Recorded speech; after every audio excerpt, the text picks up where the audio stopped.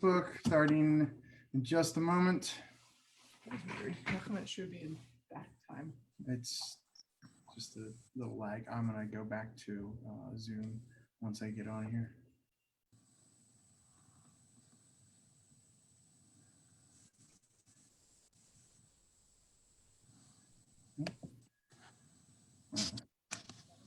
Yeah. Anyway.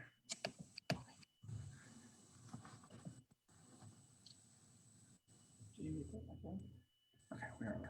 All right. Awesome. I will look at you sometimes. I got another screen here and I got the camera on this one. All right. Well, sir, I believe we are live on Facebook. I wanted to thank you for joining me today. It's a huge honor for you to take your time out of your day to join us. We're already getting some hellos. I got hello from the Poconos, hello from Seattle, from Master Nelson and Master Heiss. Very good. So wonderful. We have this worldwide international community, a family of Tong Sudo that we can contact in this way now. Absolutely. I was going to ask, you said you've been busy today. Obviously you've probably been very busy talking to people throughout the world. Have you had a chance to teach classes for your dojang? I haven't done that for a while. And what I've done was when I became president, life became very busy. And many of you know I travel. Beaudoin and I shared travels, but we still did maybe 20 times a year. So sometimes they were long weekends and sometimes they were 10 days at a time. So we have two schools here, two clubs. Yeah, they're school size, one on each side of the river. So I have trained some people. Master Oyen is fifth on and teaches at one place. And then Miss Haddock is in her second year of master's testing, which she would have finished this year. She's finished her thesis. So that's all done. And she's been very successful. I asked her to start teaching. She has oh, by the way, her son and daughter, twins, are in their first year of the master's clinic. So that whole family is involved in teaching and they've done a marvelous job. I go there, have gone there in the past a little more frequently, but as travel caught up with me, last year was very busy. This year was going to be extremely busy, but let's see, by now I've canceled 5 flights. So nothing is planned for me right now. And as I look at those airplanes with people, I saw some yesterday flying without mask on. No, not where I want to be until it's safe to get back, but I sure miss it.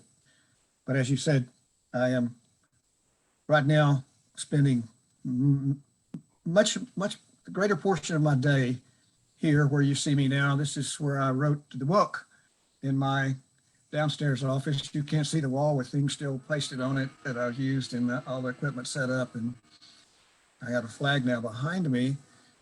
So I spend much of my time here. We're interviewing some individuals this morning for the new operational vice presidency position.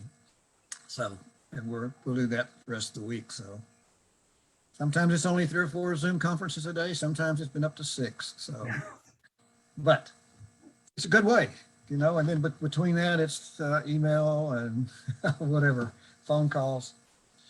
But we're big, and great realization that we're so big and so connected this way that we can talk and try to work through the life that we have given us. It's been given us by this pandemic. We will persevere.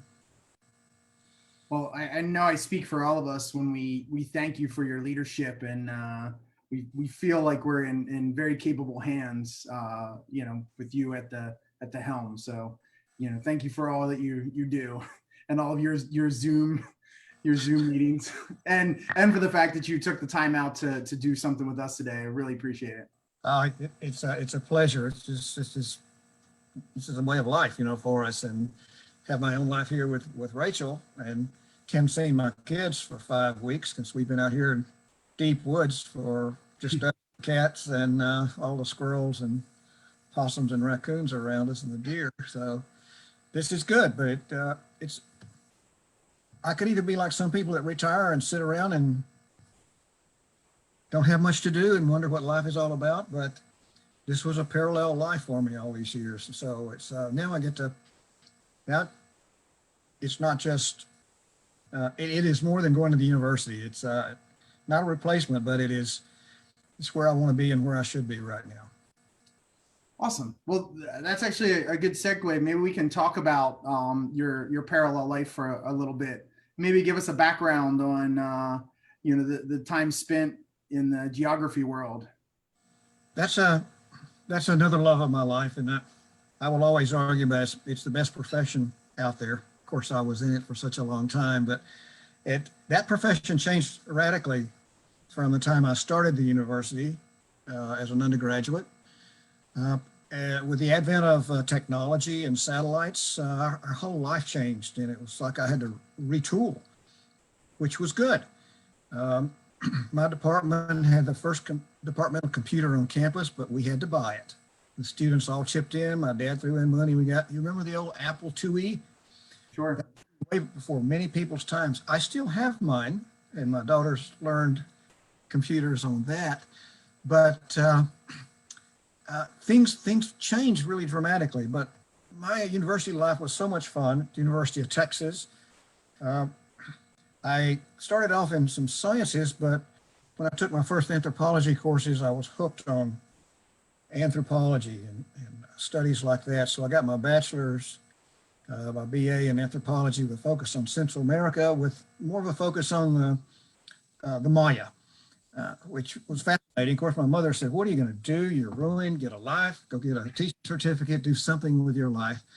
But then I went on to graduate school and got the master's and PhD. And interestingly enough, at that time, that department, because technology has not hit us except for mainframes, my focus is on cartography, and I worked as a freelance cartographer for many years.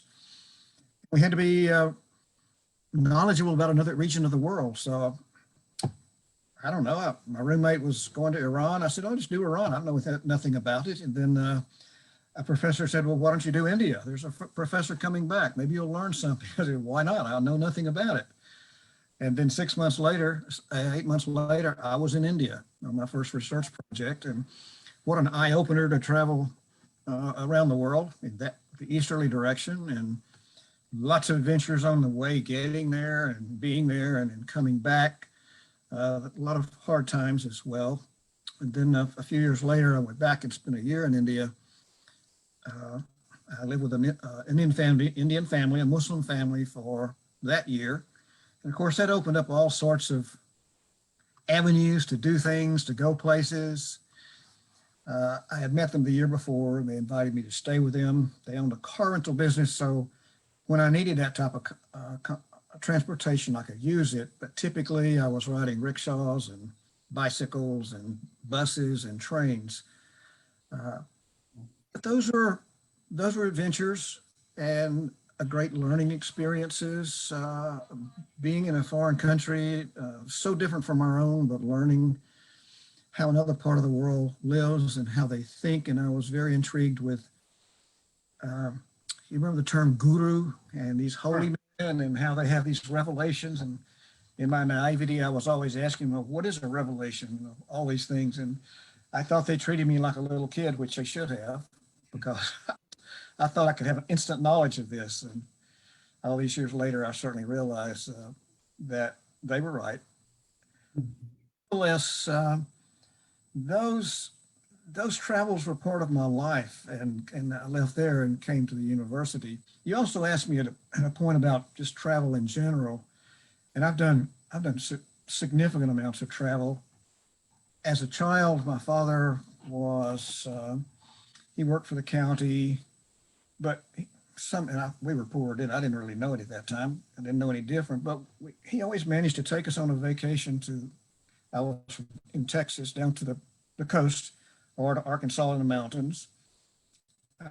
So I got to see different peoples and different environments, and that intrigued me also, which meant that my travels as a geographer were also intriguing. I managed to get a track scholarship to the University of Texas. Our first track meet was in Mexico City. We drove there on a bus. Uh, Girls track team from West Texas rode with us. At first, it was segregated. All the girls on one side, all the boys on another side, or men and women. And 36 hours later, we were there. It was my first experience with 7,000 foot altitude and breath on these long distances. I didn't know what hit me when it actually hit, but that was a great learning experience. So still, I was intrigued by that. And then martial arts was about to get into my life, but there was one more trip that was also fascinating for me, and this was because of our studies of the Maya. 3 other guys and I decided to get in a car and drive all the way to Guatemala in 1963. Now, in 1963, it's a long time ago, and the east coast of Mexico all the way to Belize, at that time British Honduras and Guatemala. Some paved roads, some dirt roads. You pulled yourself across a river in a makeshift barge with your car. And I fixed 13 flat tires in 17 days and 7,000 miles. But it was just great because we stayed in the ruins, or we slept in the car. And it was tough times. But that time there were hardly any tourists there. You've heard of Cancun. I'm sure you've heard of Cancun before. That hadn't been built. We drove through that relatively dry jungle area. And it was tough, but I don't think we realized how tough it was on us. It was so intriguing to do that. And it certainly enhanced my classroom experience when I got back, and the direction I was probably going to go later. Well, my life has been punctuated by lots of travel since then. I've been to many countries in Europe, all of Middle America, the island area, South Africa, Mozambique, places like that. The United Arab Emirates, Oman with another type of studies. Been back to India, took a group studies exchange with the Rotary Club, and got to see a few martial artists at that time. There's a big Tang Soo Do contingency there. It's not with our association, but it is Tang Soo Do.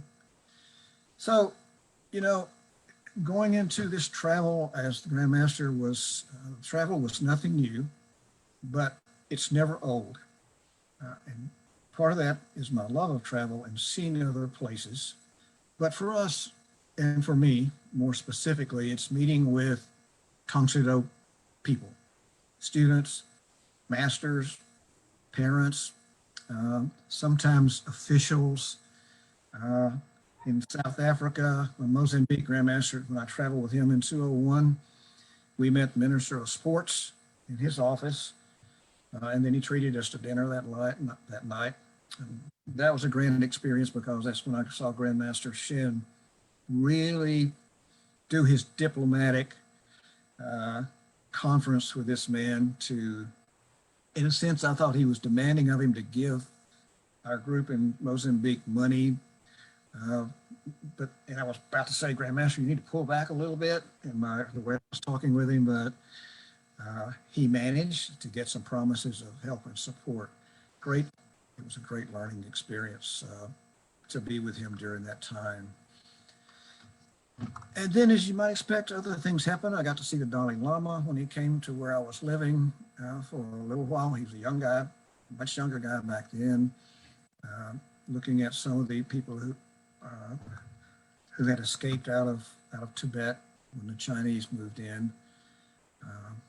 We rode elephants and camels and things like this, doing those things. So you ask you about travel and education, and early on, you probably got more than you bargained for, but all of those look at it as a supplementary or influencing eventually my Tang Soo Do life. The Indian mind was so intriguing to me, and then you get with Grandmaster Shin, and he had such a big emphasis on my thinking and things that can be done in Tang Soo Do. It's just not a physical thing.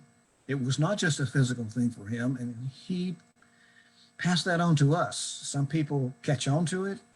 Some people are still working on it, but it's intriguing, and it is helps promote as he would say, mind, body, and spirit. So these experiences, and I encourage other people to go out and see the world.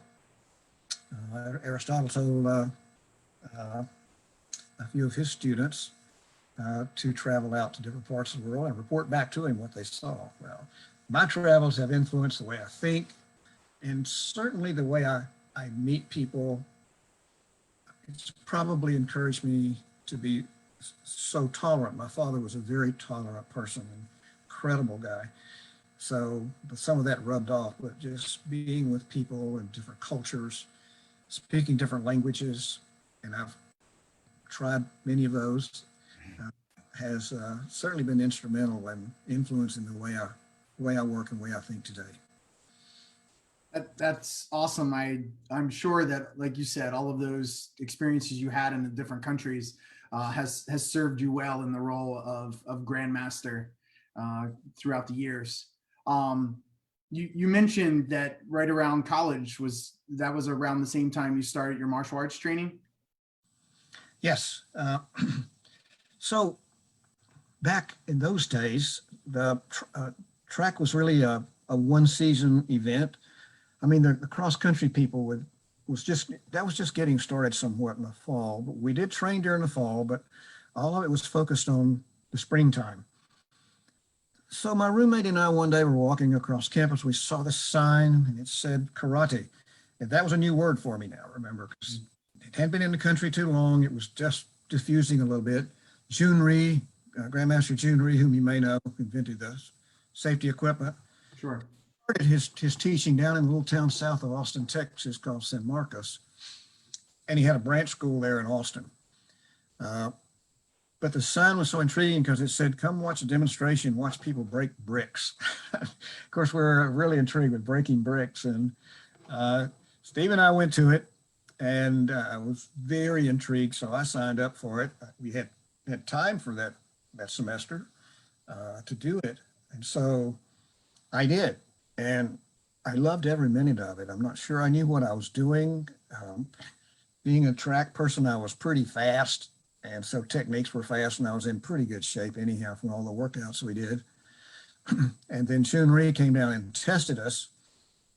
He was the only one on the panel, just himself, and then all of his students in Texas.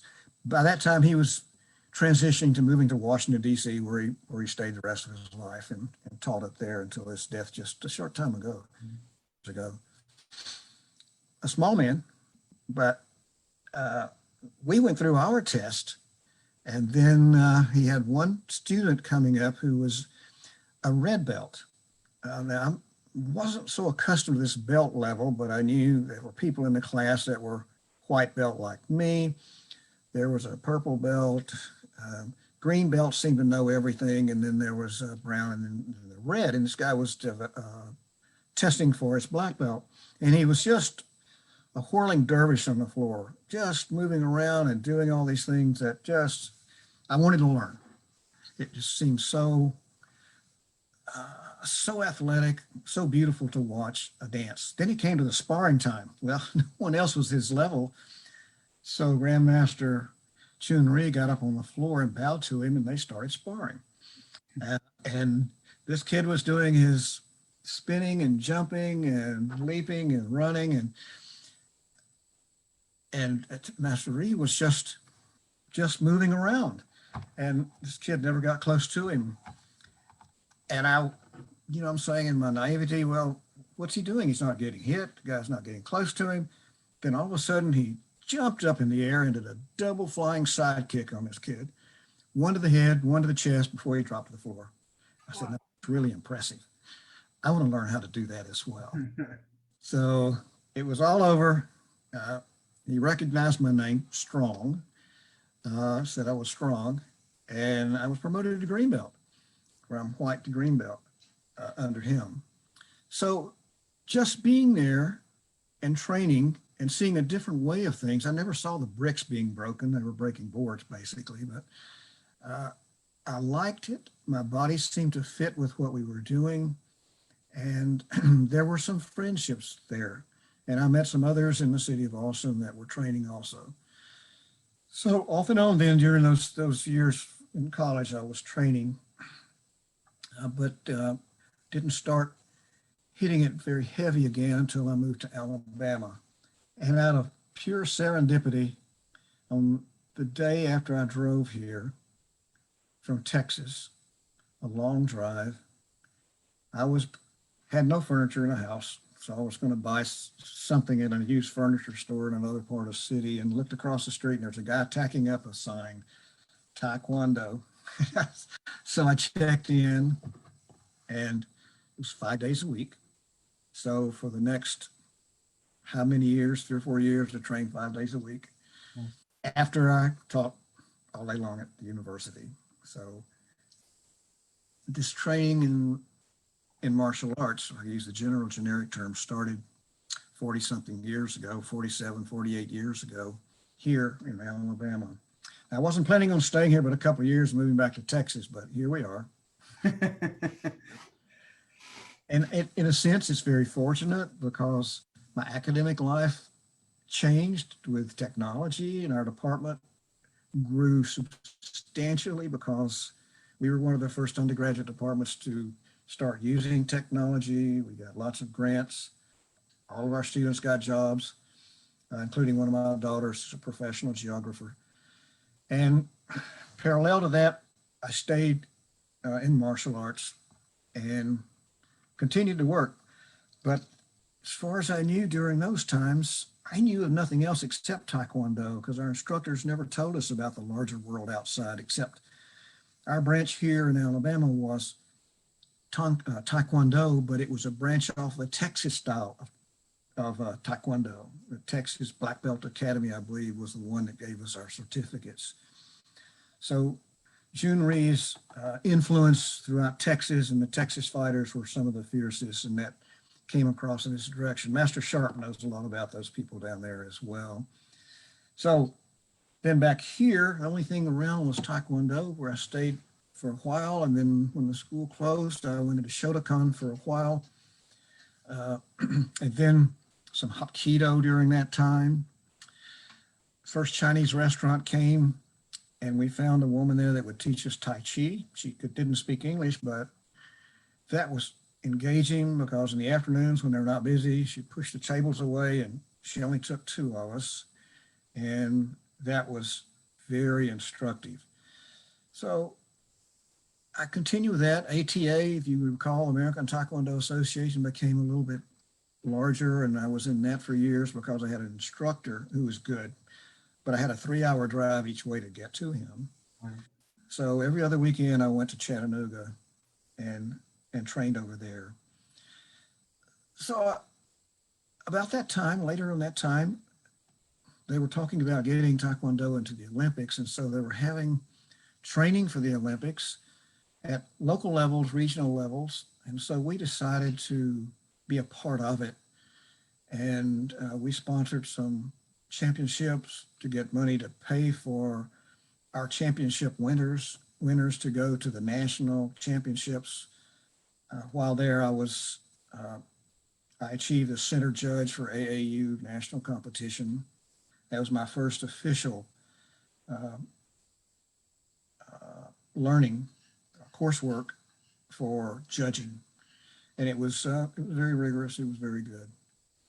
And then by pure chance, I discovered Tong Soo Do in Huntsville, Alabama. Thank goodness it's only 60 miles away. So the instructor was a former Iraq Marine, Republic of Korea Marine. And he was the old school style, do a lot of yelling at you to make you feel bad. But his techniques were really good. So I did that up through 3rd degree and 4th degree. And that was through U.S. Tong Soo Do Mudokwan. And it got to be where he was a little bit too harsh on us in a sense, and demanded more respect, but never gave the respect. And then we quite by chance discovered the World Tong Soo Do Association. This guy never told us about anybody else. He didn't want us to know anything. He just wanted the money and to keep us there. So quite by chance then, we discovered World Tong Soo Do. This is the mid-1980s. And I called And that story I've told before, and it's in the book, that Grandmaster Shin wasn't there, but after I told him who I was, gave a phone number, he called me back maybe 20 minutes later, and he was in some airport somewhere. And it was a very intriguing talk with him, and called me Professor Strong and Grandmaster Shin. And I told him my legacy, my heritage, and he asked for my Don number. Fortunately, I remembered it. And I could hear him rustling papers. And he had the numbers there. He had the Don Bond with him. He said, "Oh, yeah, I see your number. There you are."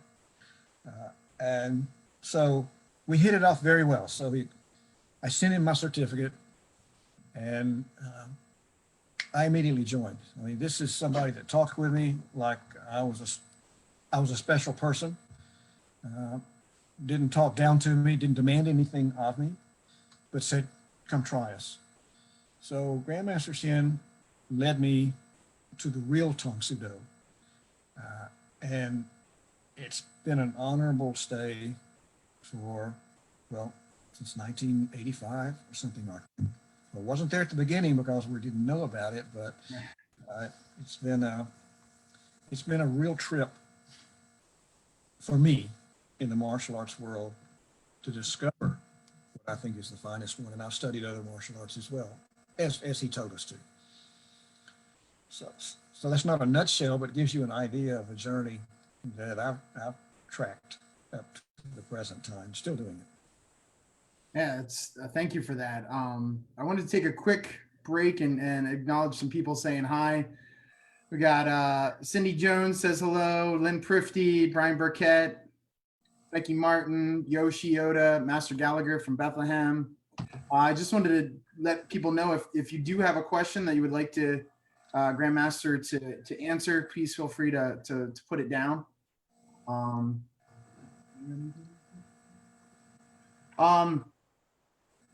So sticking with the World Tong Soo Do Association, I did some research and looked back at all of the things that you've had a hand in throughout the years. Not surprising, but you helped edit Grandmaster Shin's books. You were head of the technical advisory committee. You were also, I believe, you were the Region 6 director at some point.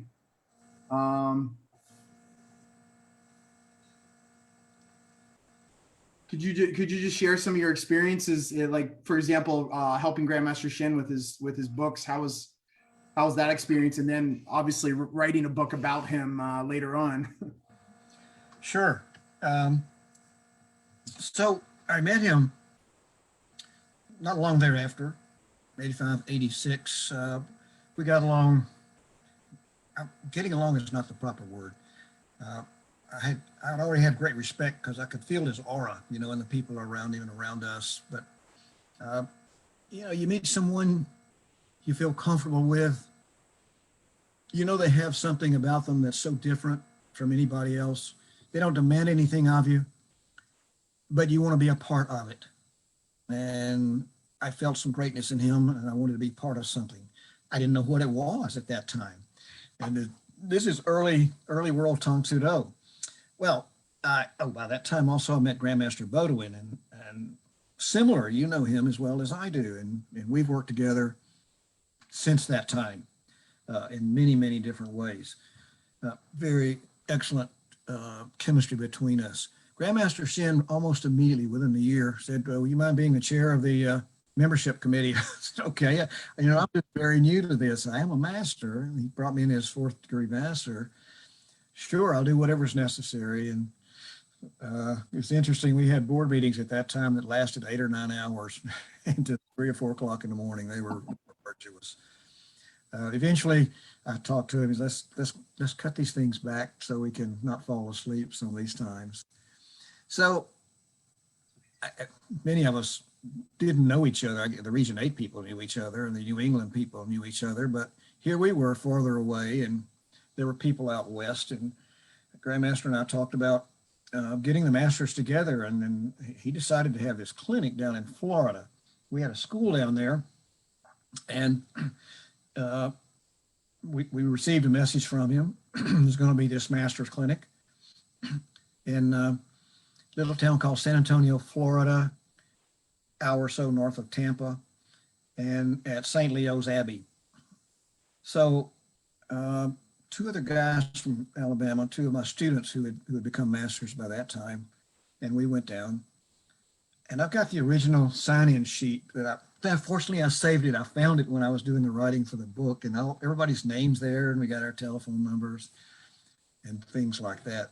So I have that one from the very first clinic, and he taught the whole clinic, not like we do today. Right. And it was a beautiful setting. The monastery was a big building, a 3-story building. There was one woman there and 22, 23 men, one bathroom for each. So the woman had one bathroom and 20 of us had the other, with one shower. So the food was meager. I lost a lot of weight during that weekend. So, well, and yet we trained in a small dojang called Lake House Dojang. You just walk maybe 200 or 300 yards over to this small school, a college near the Abbey on this beautiful lake. And we trained in there. The room was big enough for us to train, except for weapons, which we did outside. There's another story, except for one person who gave me some sunscreen. Nobody else had sunscreen. So you can imagine what Grandmaster Beaudoin's head looked like that night. It was brightly glowing red. But it was the first time that we had all gotten together. We got to know each other. My roommate was from Connecticut. He's no longer, he passed away not long ago. And we all did forms a little bit differently, but much of that time, the Friday, all day Saturday, Sunday morning, was Grandmaster Shin taking us through these forms. As we came back the next time, we did 4 years there. He wanted to start standardizing some of these techniques. So, and we wanted to do that with him because he was teaching us. So he said, Strong, you're a professor, you sit over there and take notes. I was like, no, I want to work out. I just said that to myself because he did let me work out.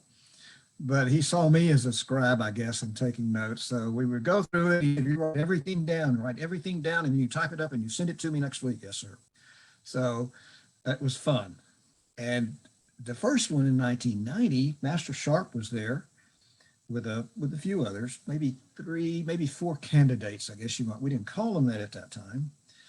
But Master Sharp tested for his master's degree that night. He and I are the only 2 that have been to every master's clinic now that are still alive. And I talked with him this morning a little bit. We were together. So we did those 4 clinics there. Then we, for whatever reason, couldn't do it there. So he asked us if we could do it at the university, which we could.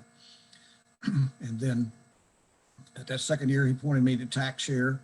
Actually, the TAC chair had been abandoned. The former TAC directors had really did some bad things. And so they just eliminated the position, and then they brought it back in. But I said, Grandmaster, you eliminated it. No, I didn't. It's back in. You're on it. You're it. I said, what's the job description? He said, technical advisory chair. Figured it out.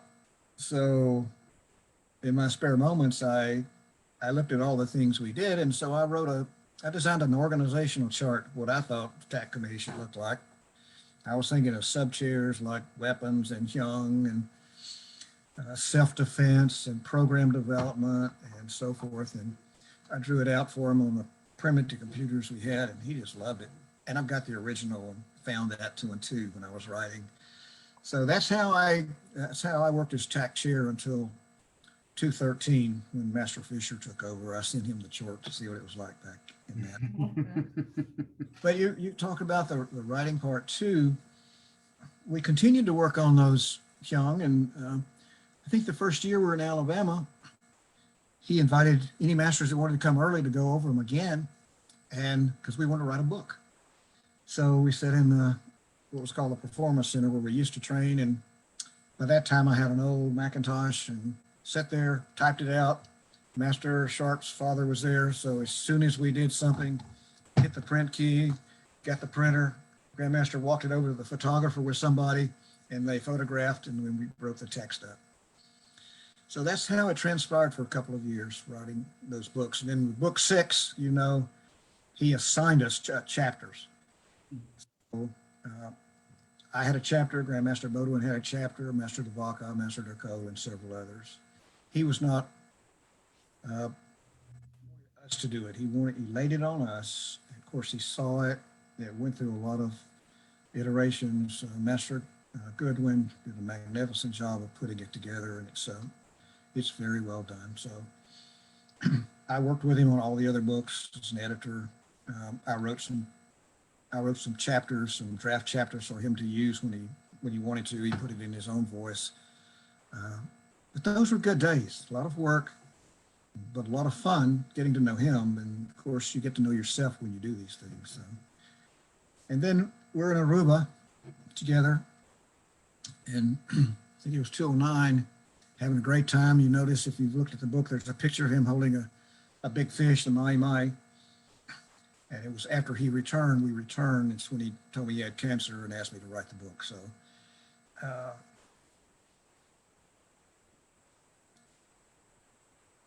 you really could never refuse him anything. So I'm honored to be asked to do that. But little did I know how much time it would take, because I've never written anything like that before, for one thing. All of them were much shorter for academics. And so he got progressively worse. We never had a face-to-face conversation, some on the phone, so the rest of it was all research. But the fortunate thing is Grandmaster Shin wrote a lot. You know, he was an academic himself, but his first love was Tang Soo, obviously, you know that. But we even went to the college where he got his degrees when we were over at the China trip, his last China trip. Fortunately, he wrote a lot of things. We've got it archived. It's at headquarters. It's all digitized, thank goodness. I have a lot of paper copies of them through the years, but not everything. But this starts back in our records go back to 1961 or 62 when he was in Korea, and Grandmaster Beaudoin was there. Grandmaster Shin kept copious records. He still got Chuck Norris's original application to start studying there from Osan Air Base. And then everybody else is there in these big 3-ring binders that are just stacked up throughout part of headquarters. But fortunately, he wrote all these newsletters, these bulletins, the other things that he wrote until he started writing books. He continued doing that. So that helped a lot. You know, he was in magazines, 20th Century Warriors. A friend gave me a beautiful mint copy of the book. I don't know how they found it or where they found it, because it's an old book by now. So that was instrumental. And then talking with lots of people who worked with Grandmaster Shin early was good. When he got here in 68, he continued to write. There were a few times that there was some distance between publications. And so we know his life and hardships that he had to overcome. And we named the book One More Time, not just because he did it to us in the master's clinic, but because it was just like a curve, a sine curve almost. Great accolades, things happening to him so positively, then something happens, somebody dismisses him, or he loses his position in this between the U.S. Federation and the Mudaquan. Little things like this happen through his life, but perseverance. You know, when you think about that term, you know, he comes to mind because he never let up.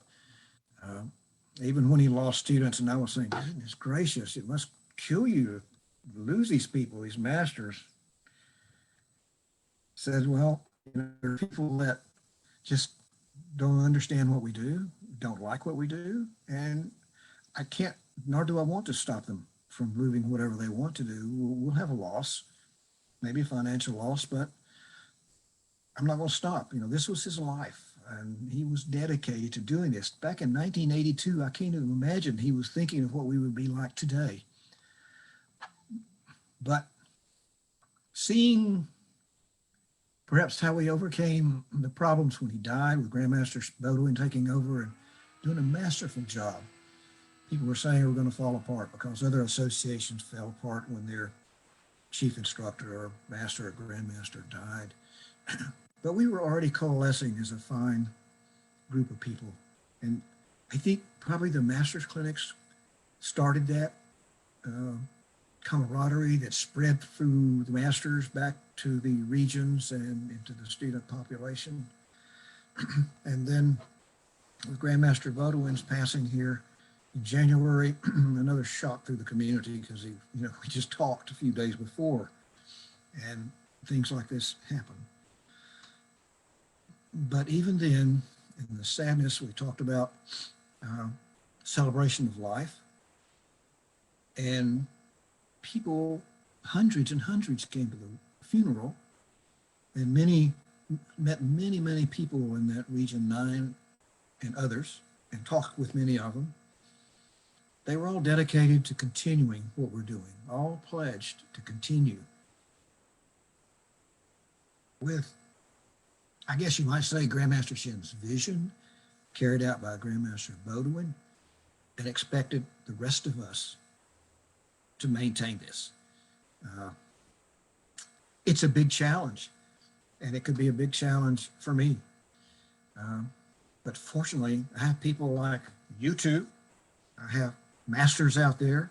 I would say I have them, and I only say that because apparently Grandmaster Shin told Master Godwin, which is in the book, he said, you're in charge of everybody on the third dawn, but the masters are mine. They're my trophies on my bookcase. So maybe I can claim that based on precedent here.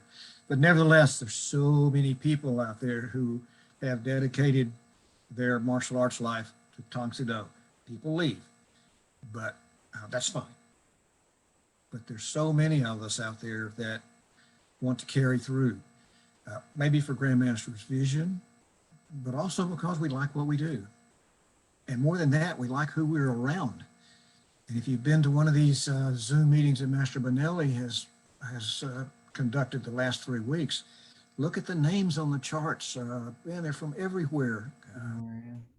Our new master and regional director down in Africa, Master Schwalbach, is down there and doing a magnificent job. And Master Almarin is down there as well. Label Gong up in Botswana. Then we got the Argentinians are all there, and people from Chile and Ecuador and Costa Rica, all over. And like I told my children when they were growing up, in Tang Soo Do, of course, as well as everything else, that your friends are not just your classmates, and not just they never lived in a neighborhood. Well, we did when we lived in Washington and I worked for National Geographic, but said, look at the names of your friends. They're not all just Smiths and Joneses and so forth from the USA, but your friends are all over. And fortunately, they grew up at the Master's Clinic, helping out there and managing different parts of it until Morgan became a master, but she still helps. And Rita's a second degree, and Rachel, my wife, is a Chodan, who manages all the local things. So that gives you some of the experiences. I travel frequently with Grandmaster Shin to different places. I taught with him in different places. I learned a lot by just being around him and how he mixes and mingles with people as if they're as if they're not strangers. I would say it in that way. But he never showed an ego that I'm better than you. You're part of me, I'm part of you. And he received that honor back. We knew he was great. We knew we had a lot to learn. It's probably why I spent most of my, last 40 years, 47, 48 years of my life in Tang Soo Do, studied other martial arts. But he said, Bill, you'll never learn it all. I'm saying, look, I've already learned all the Hyung. What more? But, being an academic, being a little thoughtful, a little meditative, and being with him, you begin to see there's so much more you can learn about your internal part, about your mind part, about combining those together. He kept saying one with nature, and I wrote I'm looking at it, I pulled out my old Odon thesis, and it's called Tang Soo Do and Nature, the Process of Becoming One with Nature. I haven't read it for a while. I've looked at it. And then I wrote seventh dan on reflection of the Tao of Tang Soo Do, which kind of follows that same idea, but in a greatly expanded form. And when I told him about it, he said, "Oh my gosh," he said, "you can't do that." But I thought it was a good idea, sir. He said, "Sit down." So for 3 hours we talked about it, and I may have left more confused about it. I thought I knew what I was going to be talking about, but he kept weaving these things about one with nature, and my mind and my body's not there yet. So, but what it was, it spurred me on to do it. He insisted on me writing one part of it that I really didn't want to write, but I did it anyhow. And it turned out okay. It became one of the journals. But just being with him during those times and my family with him was so instructive. Probably he was more instrumental than any other person other than my father and mother and Rachel, and how I think, and knowing that there's no end to what we do as long as we stay with it and keep exploring it. You know, I've always had the exploration gene, you might say, maybe from travel, and I've been to places and been around muggers and bad places, people chasing me out of Calcutta, but it's all adventures. It's all part of the learning process. You left that story out. Pardon me? You left that story out. Oh, I had intrigue. I'll throw his footnote in here. I wanted to see a sacrifice, not human, of course, but there was a Kali temple in Calcutta that was very famous, and I knew they sacrificed there. So when I went to Calcutta on one of my excursions in India, I was with two other Americans, two women, and they wanted to see it too. And we got down there, and they didn't really like outsiders being there. This crowd started following us, and I'm saying, we gotta move out of here. This crowd does not look well. And pretty soon we were walking fast, and they were coming faster. I can run fast, but stayed with them, and I spied a taxi. Said, "Let's run and catch the taxi." So we didn't see the sacrifice there, but we finally did in Nepal, where it was a much more pleasant climate, and it was a bloody event. But you want to see some things in your life, and you hear about it, you read about it, and so that was one of those things. But I moved off on the track. Oh, that's Yes, okay. sorry about that. Well, I'm going to back up because we have a question that came in, and you mentioned earlier about, Grandmaster and perseverance. And I think that's, I fortunately got to spend a good deal of time with him too when I taught and trained in the world headquarters in medical school. And I agree, that's such a great word to describe him. And there was a question that came in that asked, what advice would you give the next generation of leaders in our organization to continue progressing our art and our association? What advice I give leaders to progress our organization in the future? Yes, sir. Does that kind of sum it up? Yes. Yes, sir. Well, I look at what compels me to do what I do. And it's for me, one thing is the joy of learning, but also the joy of passing this on to other people. My studies with him and my own have certainly changed my life and enriched my life so many different ways, physically, mentally. And I don't think I could have done all of these things I have done unless I knew this background I have in Tang Soo Do. I feel pretty safe where I go. I know I can run fast still. I can get out of things. But there has to be a commitment to what we do, a commitment to what Grandmaster Shin laid out for us. We couldn't have imagined, I don't think back then, where we'd be today based on what he was giving us. He gave us these little things like the 3 mottos, professionalism, et cetera, brotherhood, sisterhood, purpose of Tang Soo Do training, the 14 requirements. But did you really understand that and internalize that? Well, I did. I understand the words, but not perhaps the full meanings of it. Until I understood, it takes a lifetime to begin to understand these things, and that there's no end to it. It's a never-ending road. It's a never-ending piece of study. If you're excited about this enough, you will find a way to pass it on to teach it. I think that's what happened. What's happened to us with this pandemic, in a sense, has brought us a little bit closer together, because I see you now on the screen, and I hear about others, and I see the cascade across the screen when we're working with the people in Ecuador or other places. I see them write about the camaraderie we have. I see them write that this is truly a family of martial artists. My son, my daughter goes to school, and they're changed by what you do. So if you feel proud of what you do, which I do, and of course I moved through different stages of life to where I am now, but I'm proud of the people who have come out of it and how I've helped guide them to knowing more about themselves and their desire to pass that on to future generations. These are very trying times. It's very difficult for studio owners because they can't go back in the dojang right now. But what makes me feel so good about us staying together is that all of you have found a way to stay with your students. It shows you care. They see that you care. Perhaps it's for financial reasons too that you're doing this, but you also care about your students and the people out there beyond that, and the amount of public service that people like Master Valentin's groups up in Connecticut and Region 9 and other regions of the world do public service and humanitarian work out there. We're more than just a physical activity.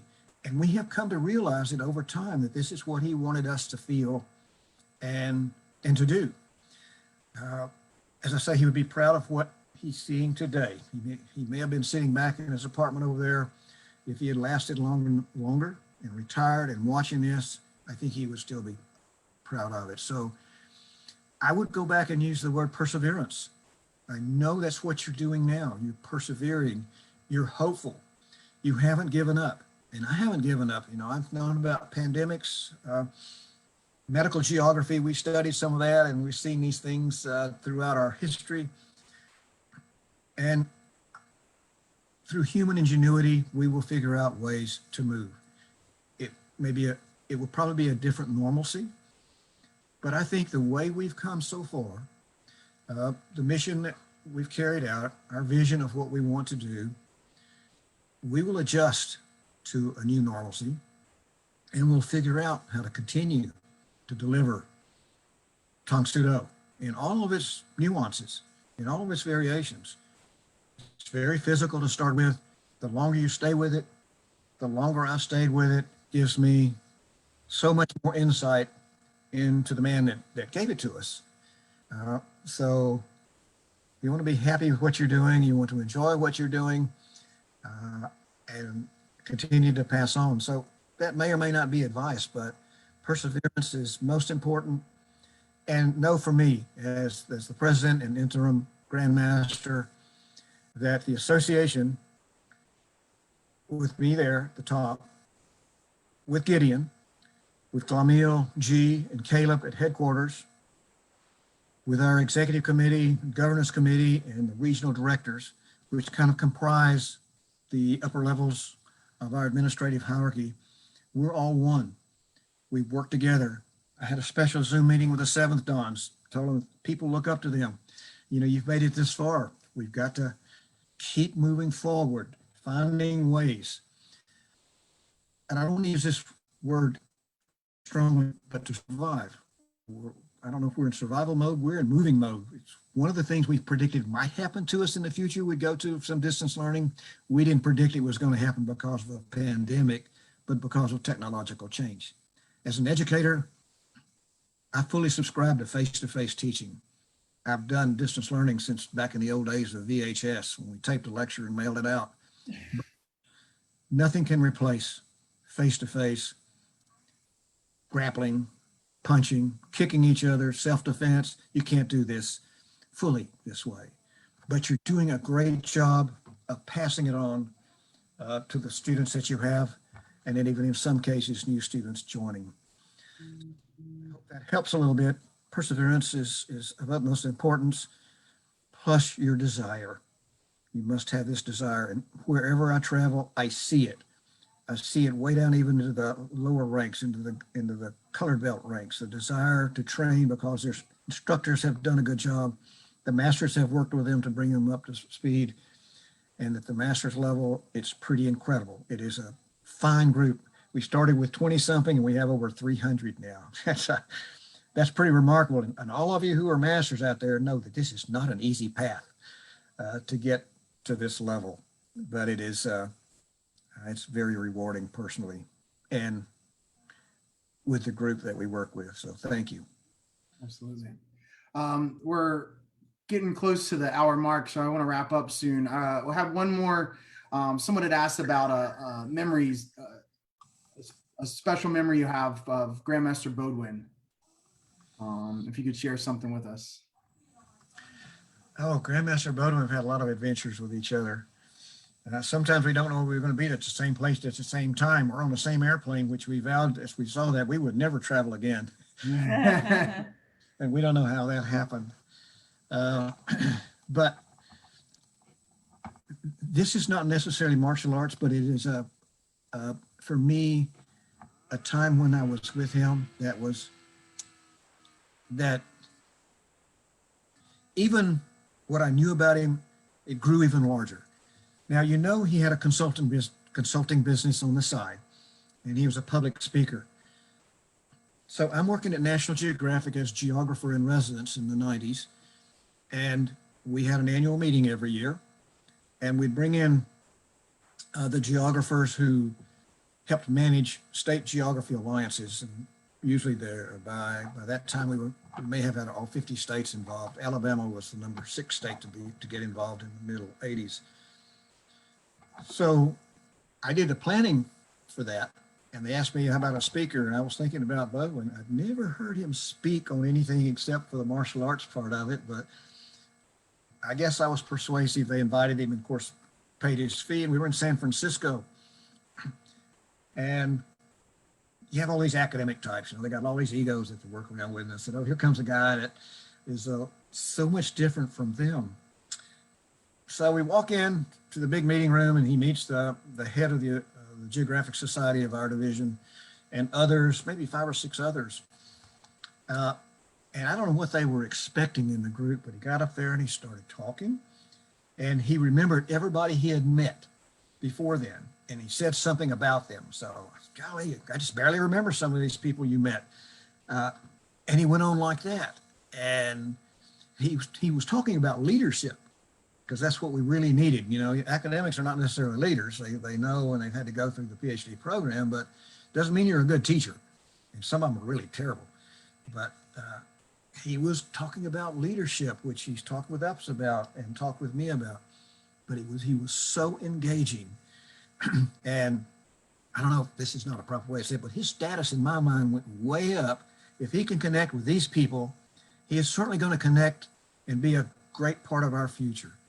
So that is one of the things outside of our traveling together, which we've done a lot of, and training together and being in places we probably shouldn't have been together, but those are other stories. But I just wanted to put that in there because not only was he was masterful in Tang Soo Do and having been with Grandmaster Shin since the 1961-62 and all of those years since, and a superb teacher and technician, but also had a parallel life here as an academic professor, PhD, and he traveled different parts of the world doing his consulting business as well. So that was a kindred spirit from that perspective. So I just wanted to throw that one out. That's a good question, and we'll talk about other ones later.